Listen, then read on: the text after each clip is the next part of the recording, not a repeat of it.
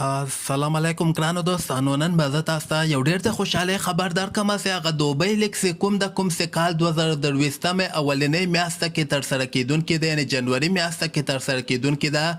په دغه کې 10 افغان لوبغاړي تر اوسه پورې اخیستل شوي دي. زه به تاسو ته دغه لوبغاړي وښیم او دغه ټیمونه به هم زه تاسو ته وښیم. نو ویډیو تر اخره پورې وګورئ، په هر څه به تاسو پوه شئ.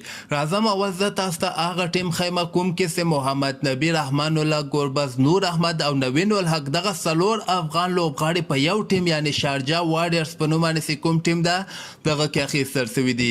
دغه نور لوبغاړي هم در سره کتلی شئ. موین علي اخیستلی، ډیوډ میلان د ورسره، ایوان لیویس د ورسره، محمد نبي د، کریس ووکس د ورسره، نور احمد د ورسره، رحمان الله ګربز د، نوین الحق د، کولر ډي ګریډمور د، کریس بجمن د او ډینی بریکس د، مارک دینیال د، بلال خان د او جی جی سمیت د. دغه لوبغاړي به که خیر شارجه وارډرز کې لوبیږي. او دغه بل ټیم هم در سره کتلی شئ چې دلته دوبۍ کیپیټلز په نوم باندې چې کوم ټیم د دغوی حضرت الله زازی او مجیب زادران اخیستلی ده.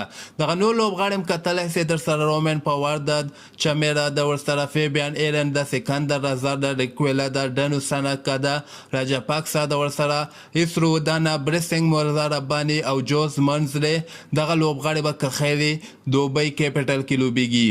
او دې نه علاوه ممبئی امیریټس په نوم باندې کوم ټیم ده، د دې خبر خو ما تاسو ته مخکې هم درکړی و چې نجیب الله زدران، ظاهر خان پاکتین او فضل حق فاروقي دغه درې افغان لوبغاړي په دغه ممبئی ټیم کې لوبیږي. دوی سره کیرن پورار د، ډوین براو د ورسره، نیکولاس پورن د، ټرنټ بولټ د، انډر فیکچر د، عمران طاهر د، سمیت پټیر د، ویل سمیت د، جوردن ورسره د. او دې نه علاوه د نور لوبغاړي ورسره دي چې د افغانستان درې لوبغاړي نجیب زدران، فضل حق فاروقي او ظاهر خان پاکتین په دغه ټیم کې لوبیږي.